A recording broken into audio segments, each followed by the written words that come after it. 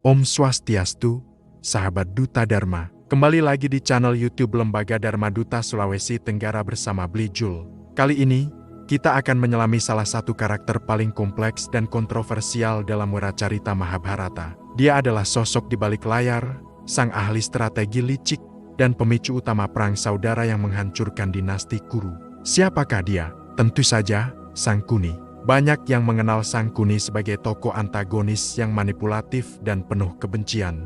Tapi, pernahkah sahabat Duta Dharma bertanya, mengapa ia bisa menjadi seperti itu? Apa yang membentuk karakternya menjadi racun mematikan di Istana Hastinapura? Di beberapa kisah pewayangan, Sangkuni diceritakan memiliki kisah kelam dalam keluarganya. Kisah yang penuh dengan penghinaan, penderitaan, dan sumpah dendam yang tak terpadamkan. Yuk, kita simak selengkapnya kisah di balik tokoh manipulatif Sangkuni dalam Mahabharata ini.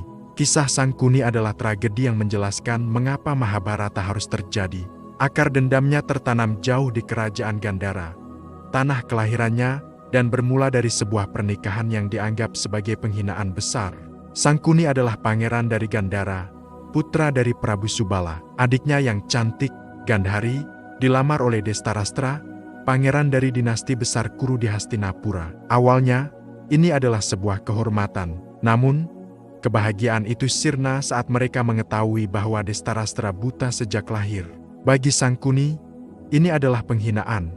Bagaimana bisa adiknya yang mulia harus menikahi seorang pangeran buta? Harga diri keluarganya seakan diinjak-injak. Pukulan ini semakin dalam ketika Gandhari, sebagai bentuk kesetiaannya, memutuskan untuk menutup matanya sendiri seumur hidup. Bagi Sangkuni, ini adalah pengorbanan sia-sia yang merobek hatinya. Dalam beberapa versi cerita rakyat dan pewayangan, ada lapisan tragedi lain. Konon, Gandhari memiliki sebuah kutukan bahwa suami pertamanya akan meninggal. Untuk mematahkan kutukan itu, ia dinikahkan terlebih dahulu dengan seekor kambing yang kemudian dikorbankan. Ketika rahasia ini terbongkar setelah pernikahannya dengan Destarastra, pihak Hastinapura, terutama Bisma, merasa ditipu dan sangat terhina. Kemarahan ini memicu sebuah pembalasan yang kejam dan tidak manusiawi, yang akan menjadi titik awal dari sumpah dendam Sangkuni. Sebagai hukuman atas penipuan tersebut, seluruh keluarga pria dari Gandhara, termasuk Prabu Subala dan 100 putranya, ditangkap dan dijebloskan ke dalam penjara di Hastinapura. Mereka tidak dibunuh secara langsung, melainkan dihukum mati secara perlahan. Setiap hari, mereka hanya diberi 1 genggam nasi untuk dibagi kepada lebih dari 100 orang. Bisa dibayangkan, bagaimana mungkin itu cukup? Sadar bahwa mereka semua akan mati kelaparan, Prabu Subala, ayah Sangkuni, membuat sebuah keputusan yang luar biasa tragis. Ia memerintahkan seluruh putranya untuk memberikan jatah nasi mereka kepada 1 orang yang paling cerdik, yang paling kuat, yang paling berpotensi untuk bertahan hidup dan membalaskan dendam keluarga mereka. Pilihan itu jatuh kepada Sangkuni. Bayangkan kengerian yang harus dialami Sangkuni. Hari demi hari, ia terpaksa memakan jatah nasi yang seharusnya menjadi ayah dan saudara-saudaranya, sementara ia menyaksikan mereka mati kelaparan, satu persatu, di depan matanya. Pemandangan ini terukir selamanya dalam jiwanya, mengubah hatinya menjadi sekeras batu. Sebelum menghembuskan napas terakhirnya, Prabu Subala membuat Sangkuni bersumpah untuk tidak pernah melupakan penderitaan keluarganya dan mendedikasikan sisa hidupnya untuk satu tujuan, menghancurkan dinasti Kuru dari dalam. Dalam versi populer lainnya, Sangkuni bahkan mematahkan tulang paha ayahnya yang telah wafat dan membuatnya menjadi sepasang dadu. Dadu inilah yang selalu ia bawa, sebagai pengingat abadi akan rasa sakit dan sumpahnya. Setelah menjadi satu-satunya yang selamat, Sangkuni dibebaskan dan diizinkan tinggal di Istana Hastinapura. Disinilah ia memulai misinya, bukan dengan pedang, tapi dengan lidah dan pikiran. Ia menyembunyikan dendam membara di balik topeng kesetiaan. Ia menunggu dengan sabar, mencari celah, dan akhirnya menemukan alat yang sempurna untuk melancarkan kehancuran keponakannya sendiri, Duryodhana. Duryodhana secara alami memiliki sifat iri hati, ambisius, dan selalu merasa tidak aman dengan kehadiran para Pandawa. Sangkuni melihat ini sebagai tanah yang subur untuk menanam benih kebencian. Secara sistematis, hari demi hari, Sangkuni meracuni pikiran Duryodhana.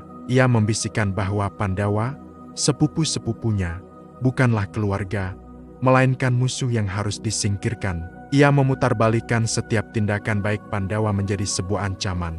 Ia meyakinkan Duryodana bahwa takhta Hastinapura adalah hak mutlaknya, dan Pandawa adalah penghalang yang harus dilenyapkan. Dari upaya meracuni Bima saat masih kecil, hingga rencana jahat membakar Pandawa hidup-hidup di Istana Lilin, Jatugra, Sangkuni selalu ada di baliknya, sebagai dalang utama. Ia adalah api yang terus mengobarkan amarah dan kebencian di hati Duryodana dan para Kurawa.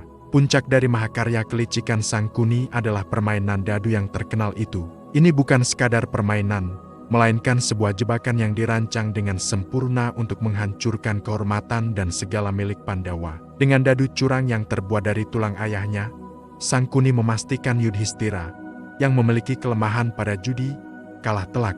Satu persatu, Yudhistira kehilangan kekayaannya, kerajaannya, saudara-saudaranya, bahkan dirinya sendiri. Dan puncaknya, ia mempertaruhkan istri mereka, Drupadi. Penghinaan terhadap Drupadi di balerung istana menjadi luka yang tak akan pernah bisa sembuh. Tujuan Sangkuni tercapai. Ia berhasil memecah belah keluarga Kuru secara total. Ia berhasil menciptakan kebencian yang begitu dalam sehingga perang saudara menjadi tak terhindarkan. Perang Bharatayuddha adalah buah dari dendam Sangkuni, yang pada akhirnya akan meruntuhkan seluruh dinasti yang telah membantai keluarganya. Lalu, pelajaran apa yang bisa kita petik dari kisah kelam Sangkuni ini? Sahabat Duta Dharma. Pertama, kisah ini adalah pengingat akan dampak destruktif dari balas dendam. Ketidakadilan dan kekejaman yang diterima keluarga Gandhara melahirkan siklus dendam yang jauh lebih besar dan menghancurkan. Rasa sakit yang ditanamkan pada Sangkuni menyebar seperti racun, membinasakan sebuah kerajaan besar. Kedua, kisah Sangkuni menunjukkan kekuatan manipulasi.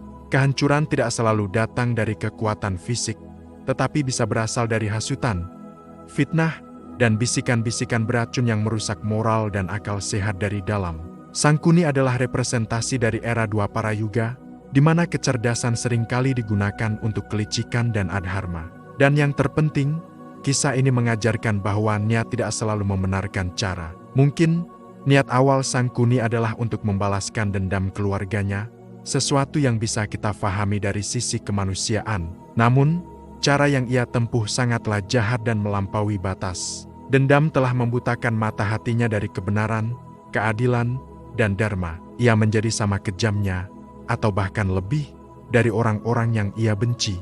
Ini menjadi pelajaran berharga bagi kita semua, bahwa kebencian hanya akan melahirkan kebencian yang baru, dan jalan adharma pada akhirnya hanya akan menuju pada kehancuran. Demikianlah sekelumit kisah tentang latar belakang Sangkuni, sang arsitek kehancuran dalam Mahabharata. Semoga cerita ini bisa memberikan kita perspektif baru dan pelajaran berharga tentang bahaya dendam dan pentingnya menjaga jalan dharma. Terima kasih sudah menyimak. Jangan lupa untuk like, komen, dan subscribe channel YouTube Lembaga Dharma Duta Sulawesi Tenggara agar tidak ketinggalan konten-konten menarik lainnya. Sampai jumpa di video selanjutnya. Om Santi, Santi, Santi, Om.